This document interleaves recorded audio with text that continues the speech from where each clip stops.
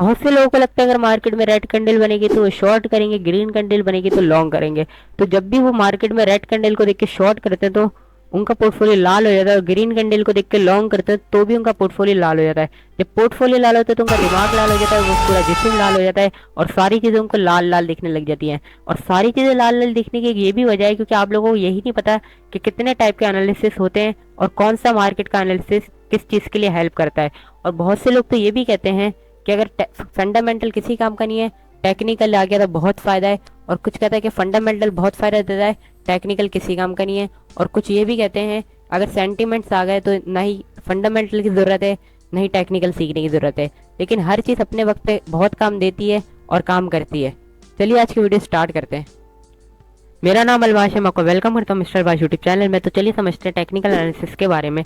Technical analysis current price और previous price को देखने के बाद, यानी कि हिस्ट्री को समझने के बाद कि ऐसे कौन कौन से लेवल्स थे जहाँ से मार्केट मज़ीद गिरी है और मज़ीद उठी है, तो उसको देखने के बाद समझते हैं और प्रिडिक्शन करते हैं कि अब मार्केट कौन से वे में जा सकती है और इसका ट्रेंड क्या हो सकता है। टेक्निकल एनालिसिस में बहुत सी चीज़ें होती हैं, जैसे कि चार्ट पैटर्न्स हो गए, कैंडलस्टिक पैटर्न्स हो गए, प्राइस एक्शन हो गया और इंडिकेटर्स हो गए।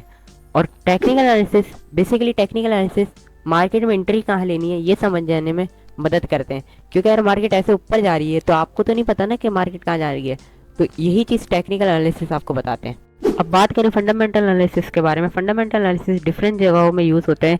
जैसे अगर आप स्टॉक में ट्रेडिंग करते हो तो पहले आप स्टॉक में उसकी कंपनी को देखोगे और जिस कंट्री में उस कंट्री की इकॉनमी पे स्टडी करोगे, और फिर उसकी बैक एंड हिस्ट्री को देखोगे कि प्रीवियस ईयर्स में इसमें कितनी ग्रोथ हुई है और कितनी बार इसमें बुराई आई है, और फिर उसी चीज़ को देख के आप ट्रेड लोगे। अब बात करें क्रिप्टो के बारे में। क्रिप्टो की डिफरेंट ऑर्गेनाइजेशंस हैं, प्रोजेक्ट्स हैं जिनको देखते हो, और उनके सीईओ को देखते हो, फाउंडर्स को देखते हो, और उनके यूज़ केस को देखते हो, फिर उस पर रिसर्च करते हो कि हाँ आने वाले वक्त में मार्केट इधर तक जाएगी। और फिर उसके बाद आपको फंडामेंटल आ गए, आपको डायरेक्शन पता है। फिर डायरेक्शन पता है तो आपको पता है कि मार्केट की डायरेक्शन अप साइड है, तो फिर आपने टेक्निकल का इस्तेमाल करके एक लॉन्ग साइड पे एक अच्छी एंट्री ले सकते हो।